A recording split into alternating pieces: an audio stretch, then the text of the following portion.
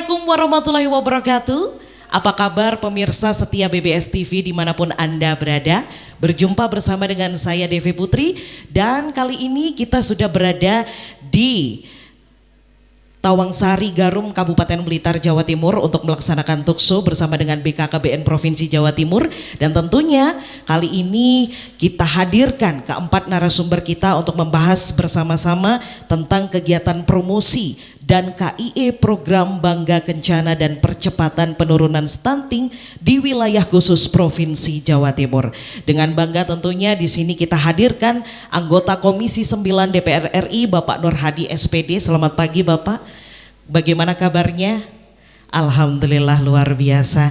Baik, dan bergeser ke sebelah, di sini kita hadirkan untuk Anda semua Kepala Biro Hukum Organisasi dan Tata Laksana BKKBN Bapak Dr. Haryadi Wibowo MARS. Selamat pagi Bapak, luar biasa. Semangat Pak ya. Alhamdulillah. Dan kita hadirkan juga Kepala Perwakilan BKKBN Provinsi Jawa Timur yang pada kesempatan pagi hari ini diwakili oleh Sekretaris Badan Ibu Nyigit Wudi Amini Esos MSC. Selamat pagi, ini Sri Kandinya BKKBN tentunya ya. Dan kita hadirkan juga untuk Anda semua dari Dinas P2KBP 3A Kabupaten Blitar Bapak Herman Widodo SH. Baik, sesuai dengan tema kita kali ini yaitu percepatan penurunan stunting dan pembentukan SDM yang berkualitas. Stunting selalu menjadi penyakit di masyarakat tentunya khususnya di wilayah Jawa Timur. Dan masih banyak sekali masyarakat yang belum memahami pentingnya sumber daya manusia. Karena memang stunting ini berawal mulai dari masa kehamilan. Ini sangat berpengaruh sekali agar tumbuh kembang anak nanti terbebas dari stunting. Dan pastinya dari SDM yang berkualitas kita bisa menghindari apakah itu stunting dan bagaimana cara kita untuk menghindarinya agar tidak terjadi khususnya di wilayah Jawa Timur ini. Dan nanti akan kita bahas secara tuntas bersama dengan anggota Komisi 9 DPR RI Bapak Nur Hadi SPD yang beliau nanti akan menjelaskan kepada Anda semua pemirsa BBS TV dimanapun Anda berada. Dan pada kesempatan kali ini kita akan membahas tentang sumber daya manusia. Sesuai dengan profil beliau, beliau adalah sosok inspiratif tentunya. Bagaimana beliau bisa menjadi sukses, seperti apa jejak suksesnya mungkin nanti bisa ditularkan kepada kita sekalian. Karena memang dalam mencegah stunting ini dari faktor lingkungan, dari faktor keluarga ini sangat mendukung sekali. Apalagi dengan kesadaran dan juga sumber daya manusia yang berkualitas, pastinya stunting bisa kita hindari bersama-sama. Langsung saja di sini kita akan menanyakan bagaimana gambaran pentingnya pembangunan sumber daya manusia dalam rangka mewujudkan Indonesia yang lebih baik ke depannya. Mungkin di sini Bapak Nur Hadi bisa sharing bersama dengan warga juga yang telah hadir pada kesempatan pagi hari ini bersama dengan kita dan juga pemirsa yang ada di rumah, pemirsa setia BBS TV tentunya. Monggo Bapak, waktu dan tempat kami persilahkan. Ya, terima kasih. Assalamualaikum warahmatullahi wabarakatuh. Waalaikumsalam warahmatullahi wabarakatuh.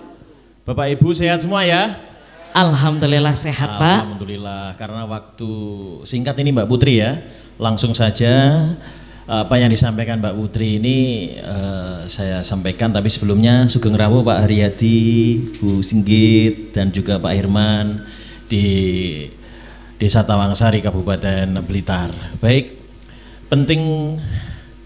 sangat penting kiranya sosialisasi ya dalam kegiatan komunikasi, informasi dan edukasi yang dilaksanakan oleh BKKBN ini, karena sebagai mitra, salah satu mitra strategis kami dari Komisi 9 DPR RI, kami sangat support dan mendorong bagaimana BKKBN yang diberi mandat oleh Presiden Republik Indonesia Bapak Joko Widodo sebagai panglimanya di lapangan untuk dua plan besar, dua tujuan besar. Yang pertama mewujudkan keluarga berencana ya, keluarga yang kecil bahagia sejahtera di setiap lapisan masyarakat, dan yang kedua adalah program penurunan stunting.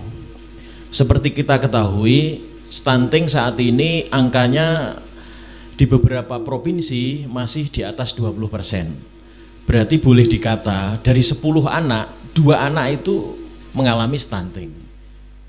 Ironi dengan negeri kita yang memiliki kekayaan sumber daya alam yang sangat melimpah. Nah, Bapak Ibu semua, pemirsa yang ada di rumah, tugas daripada menurunkan stunting ini tidak hanya menjadi beban di pundak BKKBN saja.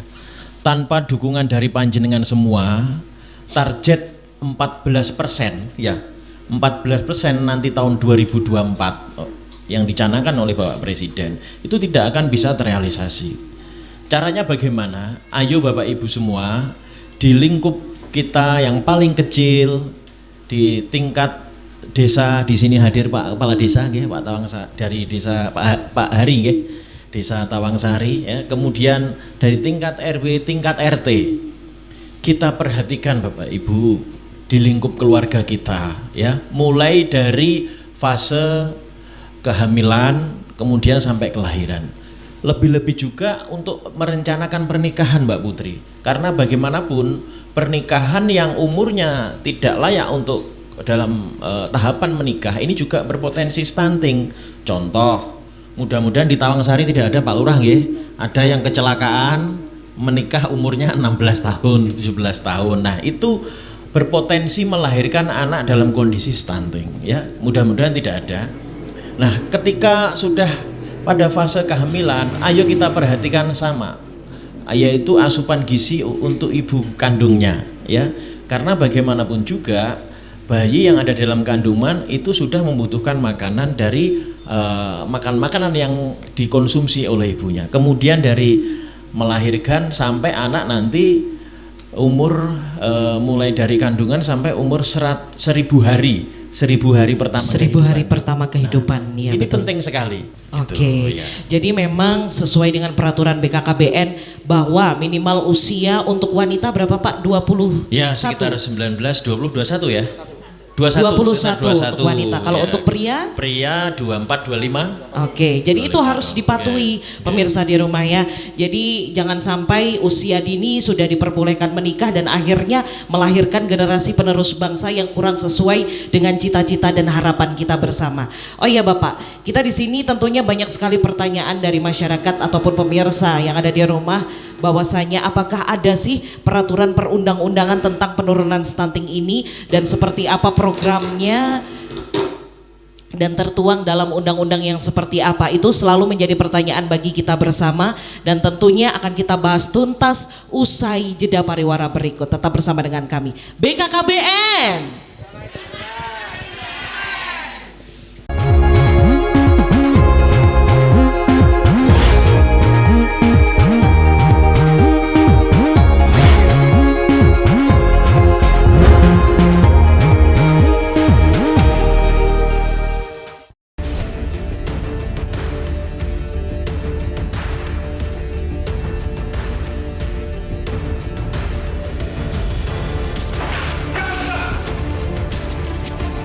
Beragam kasus kriminal yang ada di layar kaca, menguak tabir kejahatan, syarat muatan informasi kriminal, tersurat lewat pesan-pesan Cak Joker.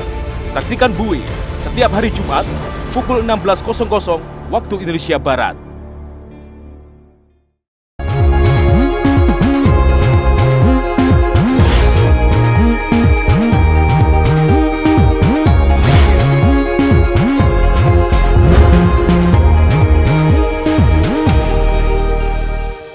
Baik pemirsa BBS TV dimanapun Anda berada, terima kasih Anda masih bersama dengan kami dan tentunya masih bersama dengan tamu kehormatan kita, bersama dengan Bapak Nur Hadi SPD selaku anggota Komisi 9 DPR RI. Sesuai dengan tema kita tentang penurunan stunting dan pembentukan sumber daya manusia yang berkualitas. Kembali lagi dengan pertanyaan tadi, perundang-undangan apakah itu ada dan bagaimana perkembangannya selama ini tentang penurunan stunting.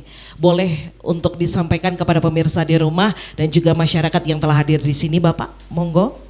Nggih. Jadi perhatian pemerintah ini cukup serius terhadap program penurunan stunting karena menuju tahun emas 2045 ini bagaimana muncul atau tercipta generasi-generasi yang sehat, kuat, cerdas dan berkualitas. Keseriusan ini dituangkan oleh Bapak Presiden Jokowi dalam Perpres nomor 72 tahun 2021 ya, terkait percepatan penurunan stunting. Ini selaras dengan program jangka menengah tahun 2020-2024. Targetnya seperti yang saya sampaikan tadi, yaitu 2024 nanti bisa di angka 14%. Di angka 14%, dan harapannya di 2045 nanti sudah mendekati 0%. Ya, nah tentu Perpres ini harus disikapi dengan sigap dan cepat dari kelembagaan terkait yang ditunjuk oleh Bapak Presiden, yaitu BKKBN di tingkat pusat, di tingkat provinsi maupun di kota dan kabupaten, melakukan sinergitas dengan kelembagaan-kelembagaan yang terkait. Contoh salah satu juga dengan Dinas Kesehatan, dengan pihak Puskesmas dan lain sebagainya untuk melakukan program-program yang sesuai selaras dengan instruksi Presiden. Nah, pemirsa di rumah pastinya penasaran juga seperti apa kebijakan dari BKKBN itu sendiri dalam rangka mewujudkan sumber daya manusia yang unggul di masa depan. Akan kita bahas secara tuntas bersama dengan narasumber kita yang kedua yang telah hadir di tengah-tengah kita pada kesempatan kali ini, Kepala Biro Hukum Organisasi dan Tata Laksana BKKBN Bapak Dr. Haryadi Wibowo MARS. Sesuai yang disampaikan oleh Kak Nur Hadi tadi, bahwa di peraturan Presiden begitu fokusnya Kak Jokowi mengentaskan kita, baik itu dari kemiskinan, dari stunting, karena semuanya adalah gandeng karit ya, saling berhubungan. Karena kita di praktisi kesehatan pun itu sudah melibatkan 24 kementerian lembaga yang tersirat di dalam peraturan Presiden 72 2021. Artinya Bapak Ibu jangan khawatir untuk bersama dengan Pak Lurah, Pak Camat, baik itu dengan kader, posyandu, bidan dan semua lini kekuatan masyarakat. Ayo kita harus berantas stunting. Saya nggak tahu di Blitar berapa Kak Nyikit, nanti mungkin Kak Nyikit dan Kak Herman bisa menyampaikan. Tetapi di 2024 harapan Kak Jokowi bisa 14%, sementara 0%, ya 14% ya. Saat ini masih 24, tapi ada yang 21, ada 20%. Artinya kita hanya waktu 1,5 tahun yang efektif untuk bisa membantu menurunkan angka stunting ini. Kebijakan kami di BKKBN itu ada 4 hal. Dari prakonsepsi, kenapa pramuka saya gandeng, genre saya gandeng ya. Saya melihat mbaknya tadi yang masih muda ini ya. Ini juga saya berharap betul untuk nanti suatu saat dikumpulkan Kak Nur Hadi di suatu forum, karena prakonsepsi harus diperhatikan sekali. Yang kedua adalah pilar tentang janin. Ya, tadi disampaikan, disinggung oleh Kak Nur Hadi betul. Dan juga yang pilar ketiga adalah selama masa pendidikan, dan yang keempat adalah menyiapkan generasi unggul. Luar biasa sekali untuk kebijakan yang sudah dilaksanakan dalam rangka mewujudkan SDM unggul di masa depan ini. Boleh kita berikan tepuk tangan untuk BKKBN. BKKBN. Berencana itu keren. Sekali lagi BKKBN. Berencana itu keren. Tentunya selain kebijakan yang sudah terlaksana, ada juga beberapa strategi yang telah dilaksanakan oleh BKKBN nantinya dalam upaya percepatan penurunan stunting ya. Ini upayanya dalam penurunan stunting. Tentunya banyak sekali strategi yang bisa disampaikan kali ini dengan tema penurunan stunting dan pembentukan SDM yang berkualitas. Akan kita bahas usai jeda pariwara berikut. Tetap bersama dengan kami.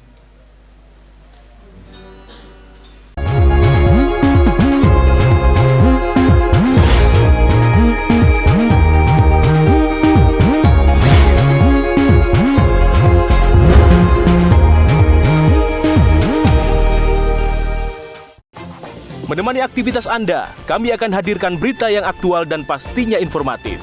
Mulai dari politik, hukum, kesehatan, kebudayaan, pendidikan, hingga olahraga. Kami sajikan yang berimbang, menarik, serta mendidik untuk menambah khasanah pengetahuan Anda.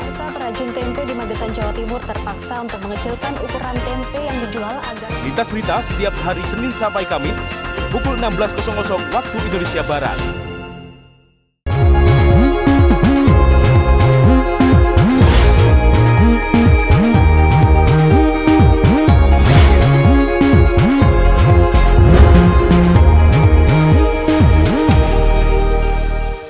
Terima kasih Anda masih bersama dengan kami. Kembali lagi bersama narasumber kita, Dr.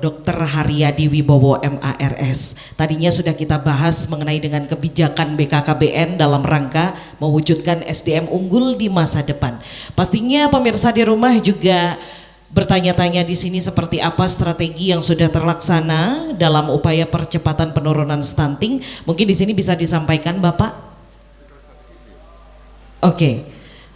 Baik, akan disampaikan langsung oleh Ibu Nyigit Wudi Amini Esos MSC rupanya. Kita bergeser ke narasumber kita yang ketiga. Seperti apa Ibu, boleh disampaikan?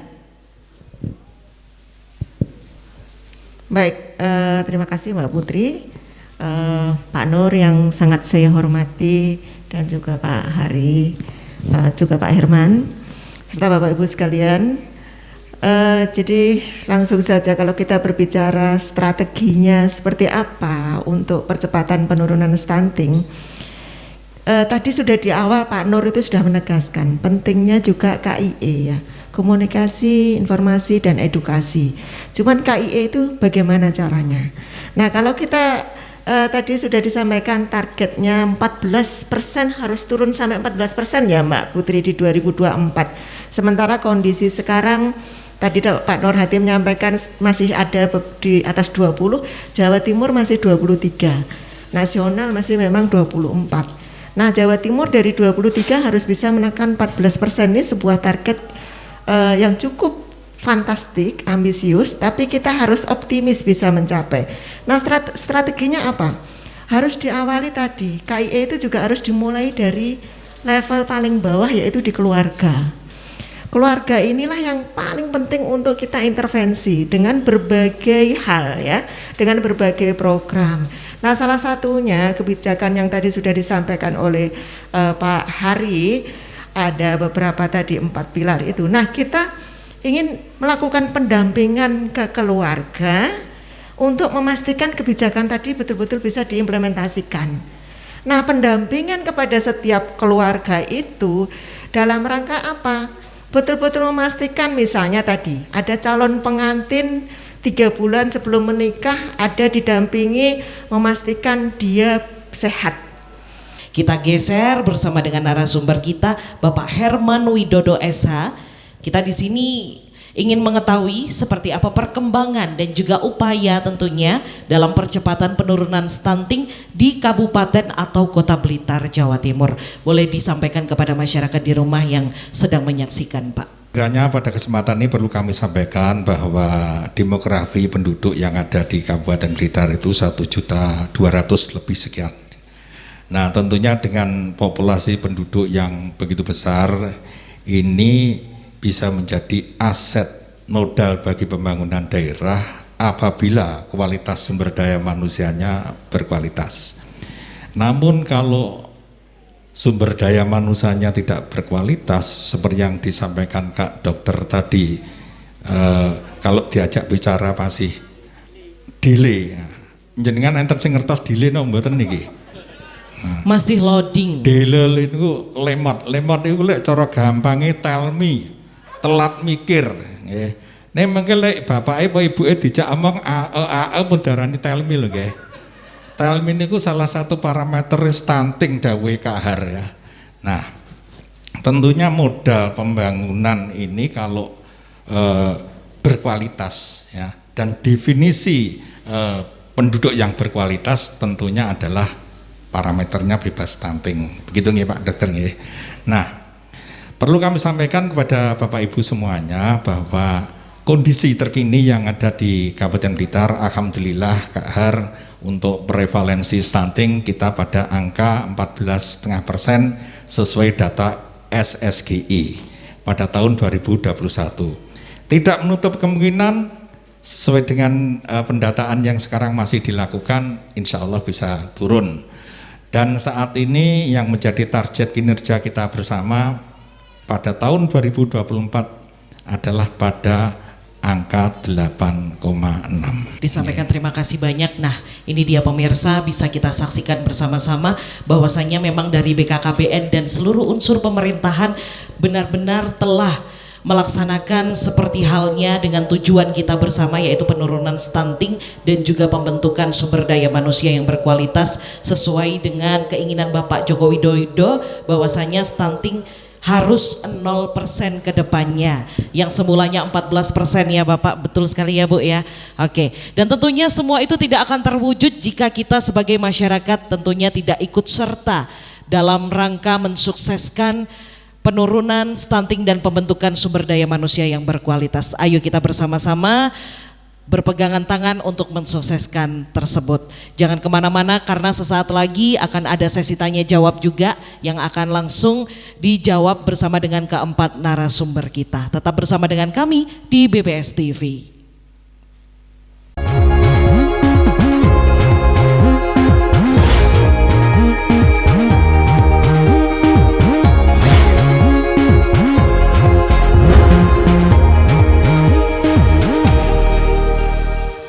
OT Option Trading Institute adalah lembaga edukasi stock option trading. Mengapa kita memilih stock option trading? Karena modal yang ditradingkan kecil dan bisa trading dua arah. Artinya, arah naik kita bisa profit, arah turun kita bisa profit. Dan setiap perubahan harga stok $1, option trading bisa profit $50. Belajar trading option sampai bisa. Kembangkan investasinya dan lakukan sendiri dengan benar.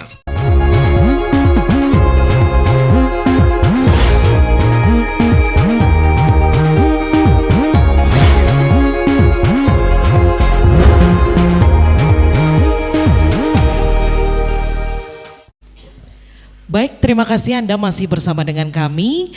Kita memasuki dalam sesi tanya jawab dengan beberapa yang sudah disampaikan oleh keempat narasumber kita. Tentunya kita memahami memang peran serta dari pemerintah di sini cukup bagus sekali, apalagi dari BKKBN. Terima kasih BKKBN tentunya yang sigap sekali untuk penurunan stunting dan tentunya dalam pembentukan sumber daya manusia yang berkualitas. Kita persilakan kepada masyarakat yang telah hadir untuk memberikan pertanyaan secara langsung.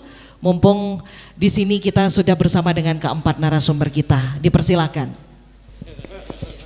Terima kasih untuk semuanya. Selamat siang. Selamat siang. Faktor apa saja yang mempengaruhi stunting? Terima kasih. Faktor apa saja yang mempengaruhi stunting?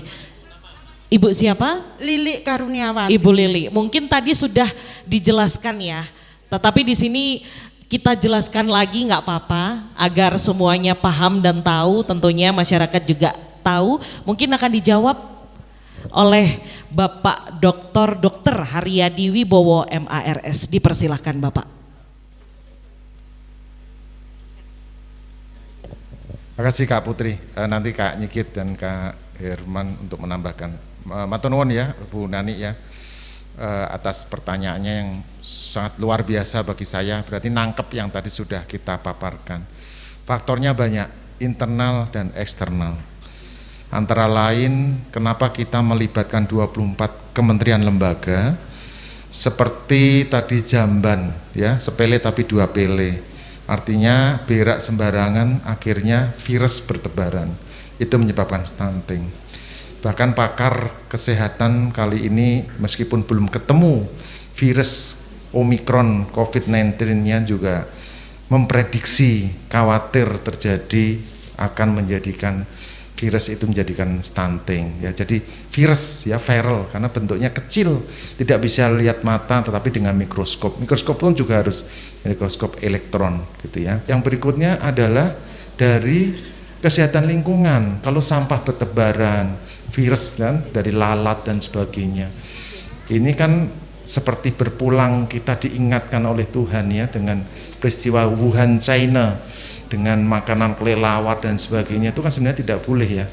Ya, Itu adalah hal yang sepele, tetapi ini bisa menyebabkan virus. Entah nanti berdampak dengan stunting, ya kita tidak tahu. Tetapi tadi PHBS, perilaku hidup bersih dan sehat. Baik, terima kasih banyak Bapak. Bagaimana Ibu bisa diterima untuk jawabannya? Kita ke pertanyaan kedua. Oke, terima kasih Bu Nani. Kita geser ke pertanyaan kedua. Silakan.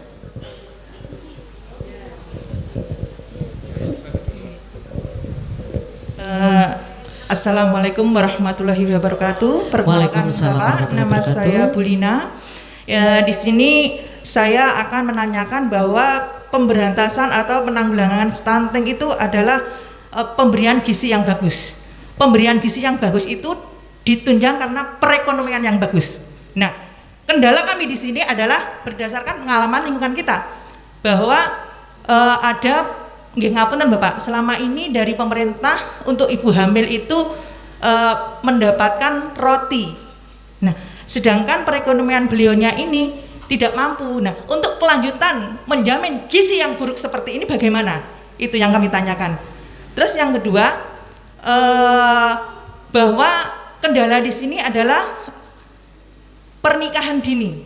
Nah, pernikahan dini ini bagaimana kita, karena era di zaman ini modern ini tidak lepas dari HP. Nah, pengaruh HP di situ paling buruk. Nah, itu bagaimana kita mengantisipasinya? Yang nggih ngapunten ini banyak sekali nggih. Soalnya keluhannya kita memang nggih ngapunten Bapak, dari anak-anak kita itu kalau dilepas dari HP itu sulit gitu loh. Makanya mungkin panjenengan bisa untuk mengasih solusi. Karena apa? Pengaruh buruk di pegangan HP itu karena ya itu tadi dampaknya pernikahan dini seperti itu. Ngonten, mungkin sementara itu dulu dari kami. Terima kasih banyak atas waktunya. Wassalamualaikum warahmatullahi wabarakatuh. Waalaikumsalam warahmatullahi wabarakatuh. Satu lagi faktornya Bu, kurang pengawasan dari orang tua. Sekiranya seperti itu. Oke, monggo kami persilahkan kepada Ibu Nyigit Wudi Amini SOS MSC untuk memberikan jawaban kepada pertanyaan dari Ibu siapa? Bu Lina, monggo.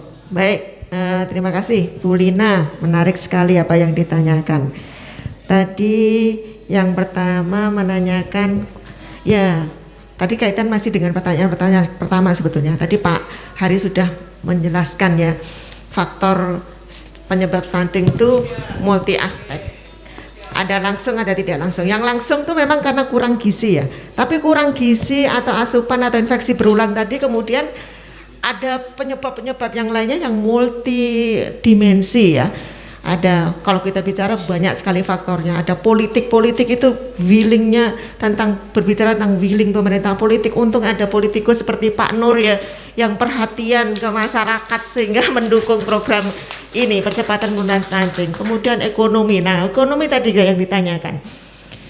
Kalau kita berbicara memang tadi stunting, kalau ekonominya ini kurang terus gimana?